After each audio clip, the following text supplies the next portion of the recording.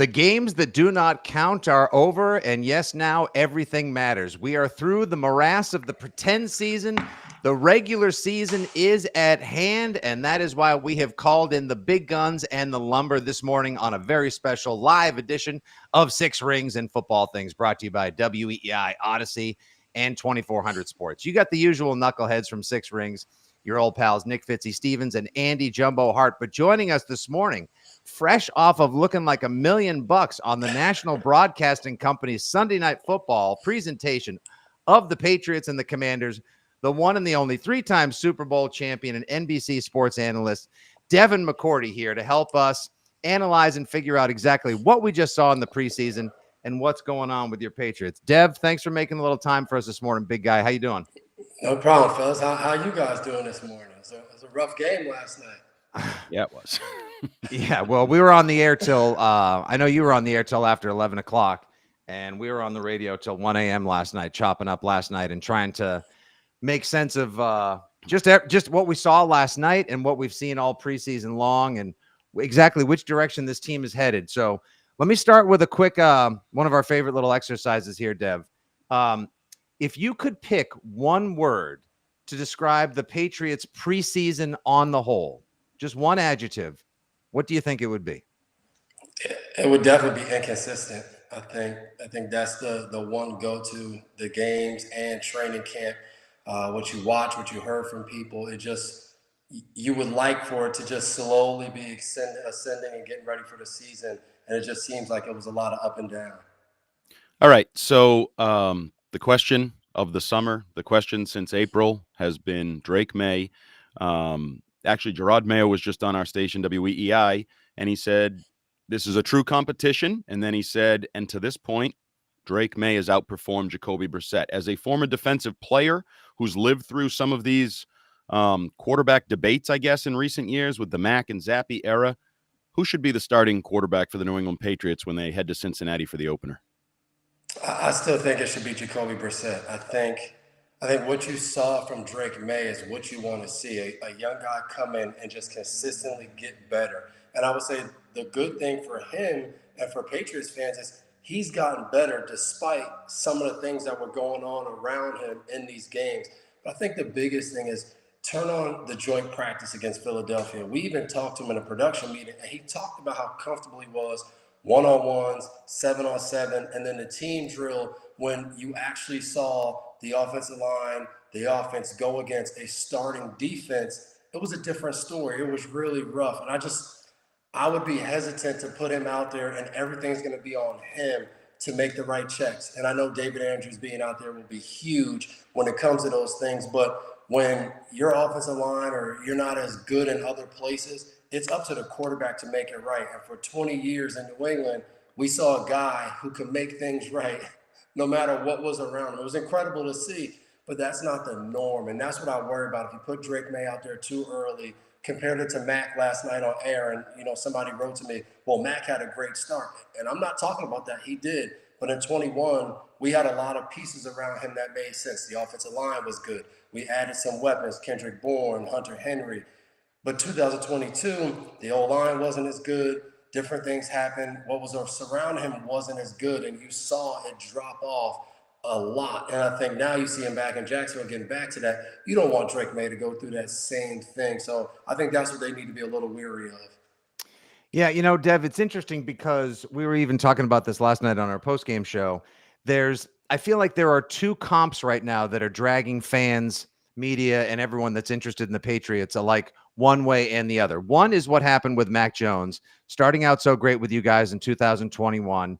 You go into the bye, and I feel like a separate documentary can be made about what happened after you guys went into the bye and then lost to Indy and had some struggles heading into that Buffalo game. And then, of course, the Patricia experiment last year, et cetera, and it falters. And so people are fearful of throwing Drake May to the wolves, if you will, too quickly. But by the same stroke, last year, C.J. Stroud comes in. He's got a couple of established veterans in Houston, Case Keenum, Davis Mills, and he comes in, smokes. Doesn't even look that great in the preseason, but Ryans gives him the job. He comes out and was an absolute monster last season. So I feel like you almost have to just like trust your gut that this kid is going to be good enough despite only 2 years of college football, and not worry that he's going to be another Mac Jones, because doesn't he seem like a different cat emotionally and psychologically altogether? Yeah, and I think one of the key things though with Houston was they went and got Shaq Mason. They already had Larmy Tunsil. Like they pieced together an offensive line that could at least keep CJ Stroud upright to a sense. Like you guys saw the first drive. They run a play action pass. City So comes around, doesn't get enough depth, or whatever it is. Jacoby gets killed off the edge.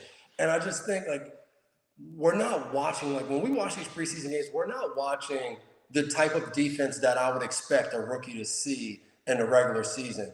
Lou Amorano coming up, you're going to see different guys at the line of scrimmage, secondary pressures. Like you're going to just see a lot, and that's my worry. I think they try to do some things, but I think if you look at the NFL now, it's not too often that we see good offensive linemen available in free agency. You don't see it. Like when we let Joe Tooney go a couple of years ago, like you don't really see massive deals like that happening where one guy goes to the other to another team. So it really feels like they have to start to get the Michael Onwenu situations where whether you draft a guy early, you draft a guy late, you have to develop him in to a good player. But I just worry about putting him in there.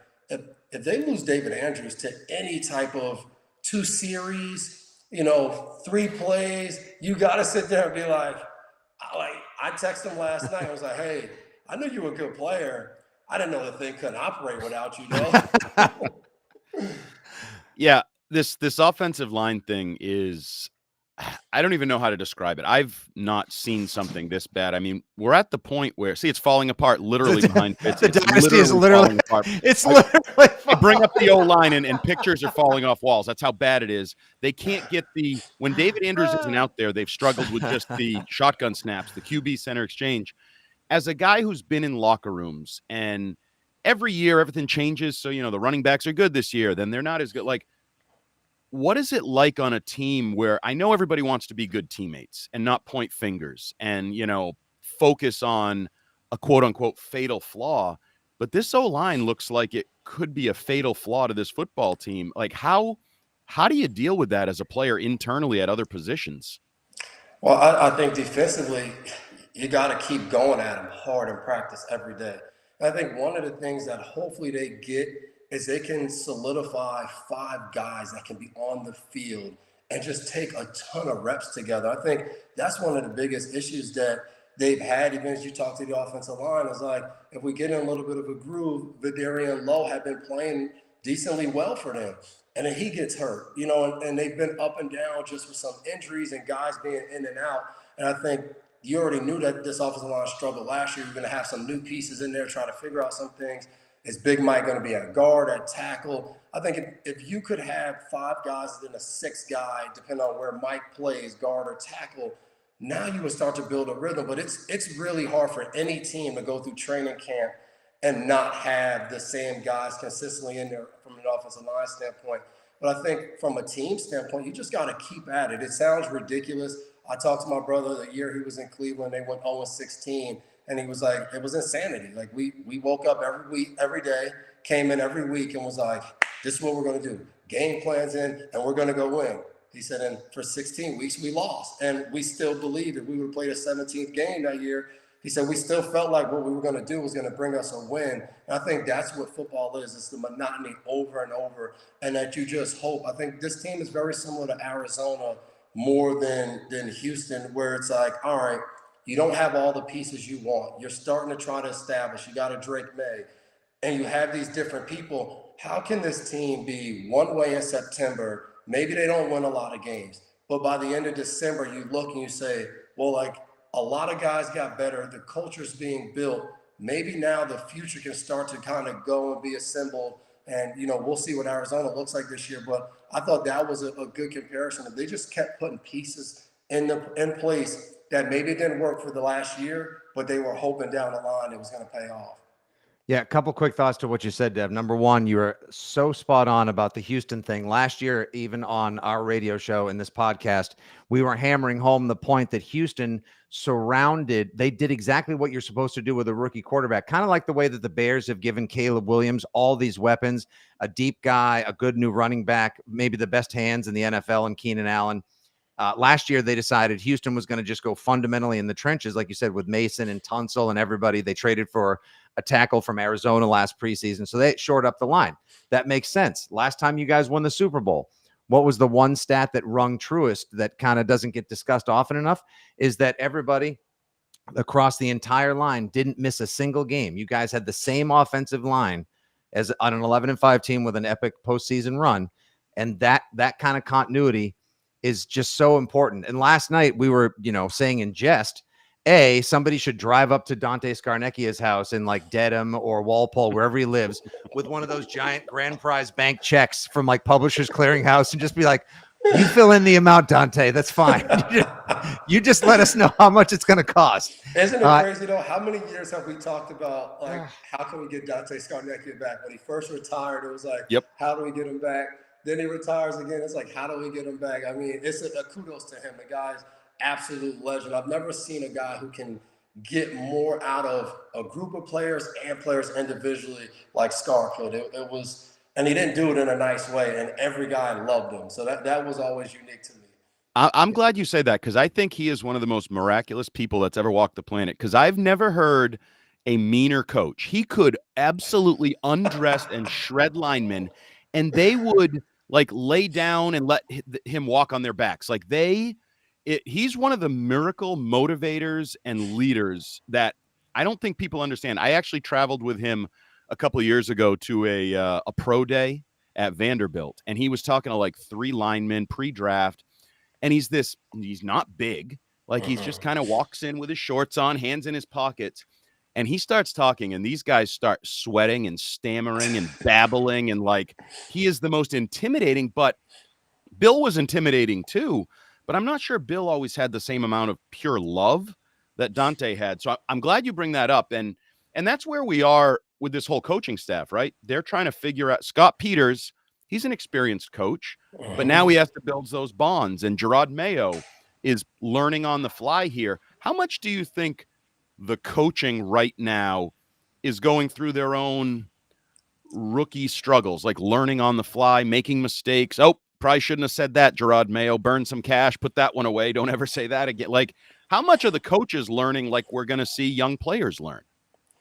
I think at the same exact rate, because it's not only some new coaches in there when you talk about Gerard Mayo, but it's also the first time that they've all come together. So what happens like last night, the adversity hits where you have a legal formation, was it 3 or 4 times in a game?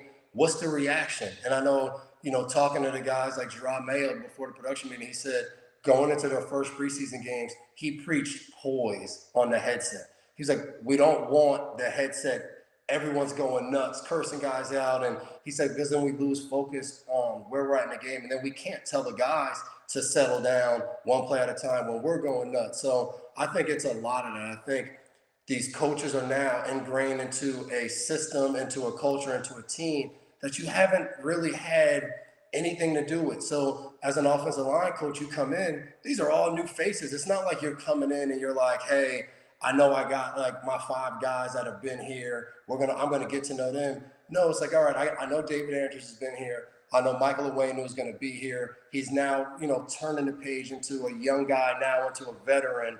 But like, those are the building blocks. Everybody else kind of was new last year to the Patriots. So everything they learned last year is kind of gone. So now they're brand new with no kind of foundation. And then the other 2 guys, their foundation is from a previous regime. So you're just trying to build, and I would say not just offense, the whole offense. Like you're trying to now start all over, and it's guys who all have a totally different background. Other teams in the NFL, colleges, it's all thrown in there. Like we talked to Joe Milton and Drake May, they were like, the biggest adjustment was getting a play call on your helmet and then going into, like they were so used to, look at the sideline. Right. There's 20 signs up. There's like 6 guys over there, doing a bunch of signals. So you just have so many new things that you're trying to mix together.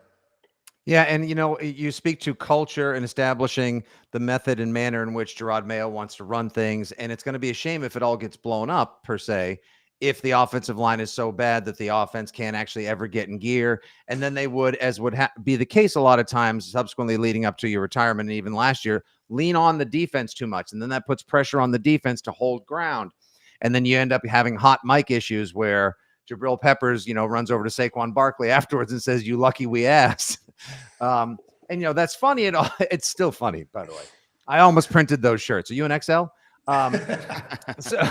So like that's funny and all. We make jest, but like at the same time, those were such tough watches last year because the offensive line was bad and Mac was in his head and Bill was frustrated and Bill O'Brien was, and Adrian Clem wasn't even there half the year. Like that's why the two biggest priorities, it seems to me from afar, A, make sure you develop the quarterback and don't get him hurt or frustrated and mangled, and B, just settle down so long enough so you can let people know what kind of team you're going to be going forward, like probably running, probably good defense, so that next time Ayuk or Ridley or someone else doesn't look at it and go, nah, I'm going to go make money somewhere else. Yeah, and like they've gotten killed on, like you just said, Ridley and Ayuk. And the more I've talked to people, it was simple. Like those guys were just like, "Hey, I'm good." Like I know they have the most money on the table because I think it's common in the New England area. Like the crafts get killed; they're not offering enough money. I think in both those situations, I think they were one. Like this was the top deal on the market, and both guys were like, "No, like we don't want to go there." And there's been teams, and I think the positive is in New England, you have no idea what that feels like over the last 20-something years. You talk to longtime fans, they know all about it. You talk to people who grew up. One of our producers is a longtime New England fan, and he's talking to me last night about all of the different years where, like, he said men didn't want to get married because you were too used to heartbreak because you followed the Patriots. And I think, but you look at other teams where you started to develop that, well, I don't want to go there. Like the last place I want to go is to that place.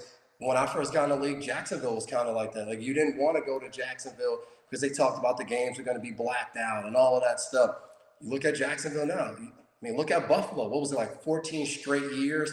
We went to Buffalo and won. I was like, nobody wants to go there. They'll never get guys in free agency. You just have to slowly build. And I think you said the key is in this league, you have to have a guy that's a good football player at quarterback, but also that guys will believe in. And I think Drake May, over these last 2 weeks, when you look, you're like, if I'm a young guy, I would want to go play with him. And I think it was really important because when you looked around the rest of the league, you were like, oh, wow, Jaden Daniels looks incredible.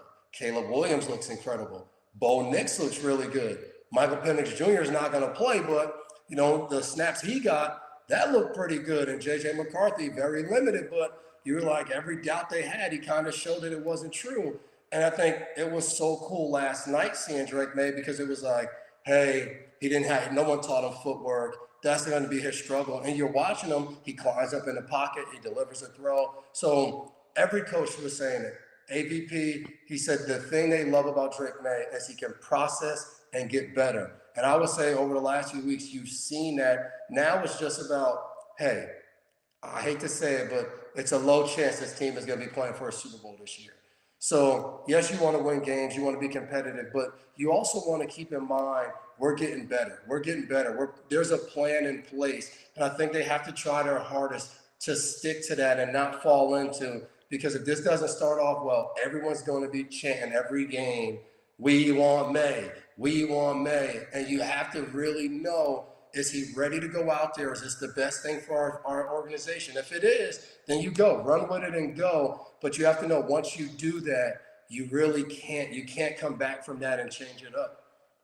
Dev, I want to get your perspective. So we've beat up on the offense for a long time now. The line stinks. Who's the quarterback? Okay, so let's go to the defensive side of the ball, where there are still, I think, some high expectations, despite questions about Christian Barmore, and you trade away Judon.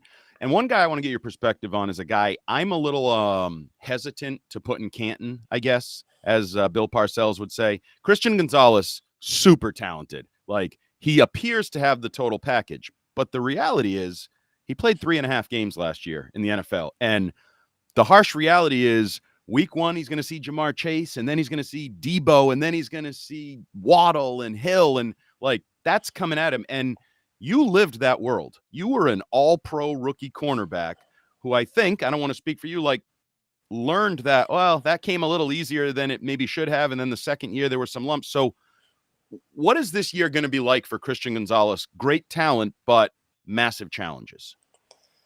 I mean, we got to be honest. It's an extension of his rookie year. And I think from me being around him, the limited time I was around him, I think he's going to be pretty good because he's not sitting back and sitting there being like, hey, I'm good. I got it all figured out. He works his butt off. Mike Pellegrino is always talking to me about the things he's doing to get better. But I think they're being realistic. You can't, I think guys have now, fans and everybody around the organization has turned and be like, we're about to watch Stephon Gilmore when we turn on the film or we go to one-on-ones at practice. It's going to be Gilmore 2.0. And it's just like, hey, now Gilmore came to New England in like year 6 or 7, I think, or 5, whatever it was. And then the first year, if everybody remembers, it was like they signed this guy to this crazy contract. He's the highest paid guy on defense. It's ridiculous. Get him out of here. Then 2018, I remember we played Green Bay. He's one-on-one with Devontae Parker. Like it's nothing. 2019, Defensive Player of the Year. But that doesn't all just happen. You mentioned me, like coming in as a rookie, I didn't know what I didn't know. We're doing all these things on defense. I'm like, man, like I've never done this amount of stuff on defense. The second year we have the lockout. We change our defense totally. I'm like, oh, all right, just go stand up there and play press man-to-man all game. I can do that. Oh, 140 yards and a touchdown to Brandon Marshall. Vincent Jackson next week, another 150 yards and a touchdown. And it was just like, whoa, like this is all coming at me fast. And I think for me, we were all still learning. I didn't have like some veteran guys. I had Lee Bodden who was there, then he got released. And then that second year, Brandon Merriweather was gone, James Sanders. Those are my vets. I was now the vet in year 2. And I think the thing that's going to really be good for Christian Gonzalez is Jonathan Jones is still there. Kyle Duggar's there. You mentioned my guy, Pep. Like, there's no bad days with Pep. He's always going to be energetic and getting guys going. So I think Gonzalez will be fine. I just think all the eyes outside expect like this guy to like give up one pass of practice in training camp, walk away with 4 PBUs. I think you just want to go out there and see him competitive. I think great work for him. Joint practice, you go up there and you're going against A.J. Brown. Like, you're going to find 3 or 4 or 5 other guys in this league that are going to be like A.J. Brown. And the hard thing for him is you're going to see those guys. You're going to have Jamar Chase. You're going to have T. Higgins week 1. So I think it was good preparation for him. And I think overall that corner group, that's another group that you kind of want to see out there over and over again. Like you want to see Jonathan Jones outside on the other side. You want to see Marcus Jones in the slot if it's going to be Marcus Jones.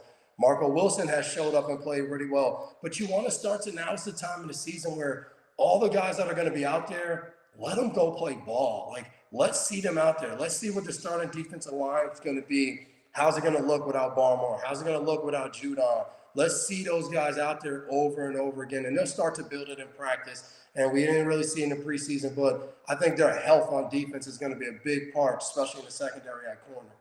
Yeah, that's why I keep trying to tell fans, Dev, like whatever your expectations are for the team this year, like if it's a Nest thermostat in your house, just walk up to the dial of expectations, rip it off, and then reinstall it next year. Don't have any idea of what you think this team is or can or should be this year. Just let them play, establish the culture, try to stay healthy, and we'll figure it all out. And you kind of answered one of my questions about who you think the leaders will be, the guys that are going to try to hold this team up and drag them out of the sand and the mud together this year. It'll be the Andrews. It'll be the Duggars. And my guy, too, Jabril Peppers, who I always like to say wakes up every morning and then pours a bowl of violence and has it for breakfast. And that's why I think he's my favorite player on the team. You're going to need that kind of tough to help establish a new tone with the team.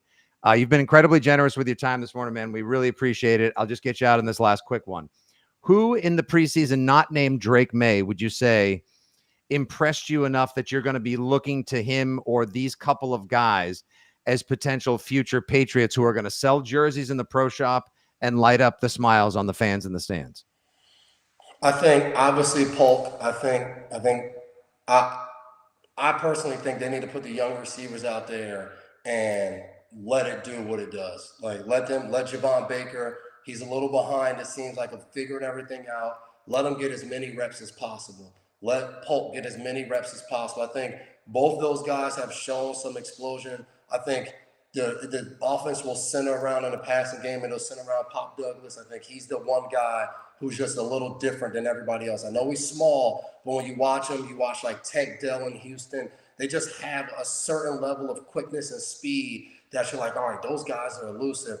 Obviously, I think the bell horse on offense will be Ramondre Stevenson. I thought he's looked really good in this scheme. Whatever we say about the offensive line, and I know the hardest thing about the games are, again, I'm not bashing any teams here, but like they played Washington and Carolina's backups.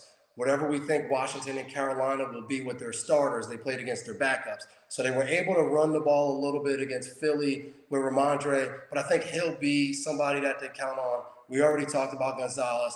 I think Anthony Jennings and Keon White and Josh Uche, I think those three guys combined will pick up some of the slack for not having Judon. And I think it's hard, right? Because you see Judon as your best defensive player, and you're like, you got rid of your best defense. But the truth of the matter is, like, put Judon in at his position, play him 98% of the snaps. Maybe like you win one extra game because he's on the field. Maybe it's just, I don't think it's going to matter that much.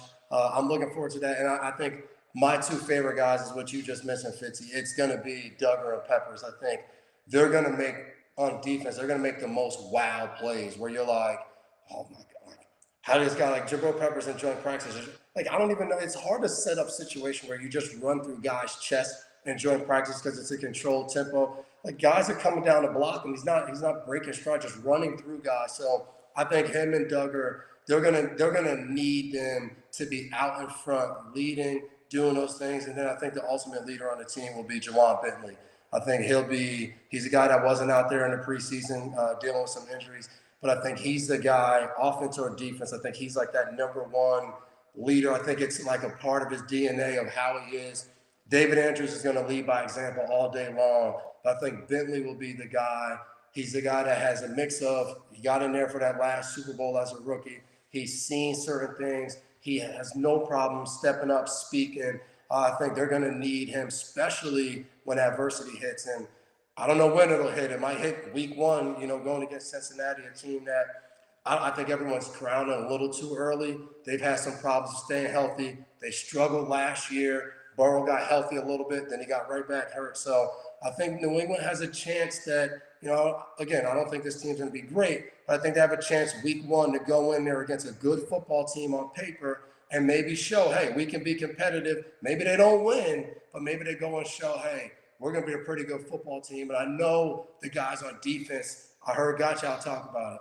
We're going to surprise some people. I think they have a little bit of an edge of, hey, like Devin McCourty was in this locker room. He's out there saying we're not going to be pretty good. Like, I know if I was a player, I'll be leaning on that. We did that at times where whether it was Rodney or Teddy or all those guys that used to play and they were doing their job. And when they would say stuff, we'd be like, hey, those guys don't think like they don't want us to catch them. Let's go. So I think they should use all of that stuff. And, I'm anxious to see how they play. Maybe they don't win, but how they go out there and compete.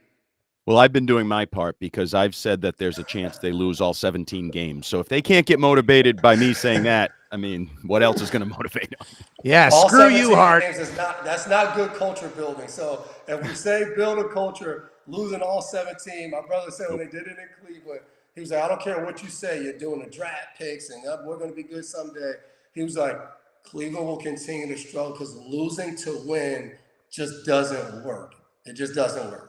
Yeah, listen, I'm not meeting up with you guys in January and doing a Cleveland Browns fans reverse walk around the stadium when the Patriots go 0-17. F that noise. No, I'm not doing it. I want the hardest fighting, toughest MF and 5-12 team in the league that every team knows every week. Like they're a tough out and they're a decent watch. That's what Detroit did. Detroit built that same way. Yep. Look at them now. Well, let's get in there and bite some kneecaps, McCourty. Come on. One ass cheek at a time. Right. We have a lot of love for you in the chat as well, Dev, as we get you out of here. Steve Ruma watching live on Facebook. Devin, you still look 25. Can you come back out for another couple of years? It's the ball head. Go ball. You don't age. Yeah. And then, wait, I'll definitely have to make sure I share this one with you as well. Here you go. One of our regulars here on the Six Rings podcast, Jordan Watson. For Drake May, we know he's the clear number one, just like we know who's the clear number one McCourty, Jason. Ow. Ow. Said with a laugh. Said with a laugh. One, he's only one if you want to talk about who has the most losses in their career. Other than that, there's no one for him. See, we can still have a good time, even in the face of what may be some adverse football situations. You can follow him. He's so grows up now because he's an NBC Sports Sunday Night America analyst. He's even got his own Twitter account and Instagram at Devin McCourty as well. Make sure you give him a follow. Tune into him every Sunday night on Sunday Night Football, just after you listen to the Six Rings and Football Things live post-game show on EEI. Dev, thanks so much for making the time, buddy. It was great chatting with you. Awesome perspective, and anything we can ever do for you, aside from chew up 30 minutes of a Monday morning, you let us know, okay? Don't worry. When I need that PAX info, I'll be hitting you guys up. All right, my man. All right, Thanks, thank you so much. Devin McCourty joins a live Six Rings and Football Things, analyzing the Patriots preseason as we make our way to the 2024 regular season. Now it finally counts. For everyone at WEEI, Odyssey, and 2400 Sports, thanks for listening today. You guys have a great end of your summer and back to school. We'll talk to you soon. Good day. God bless. And as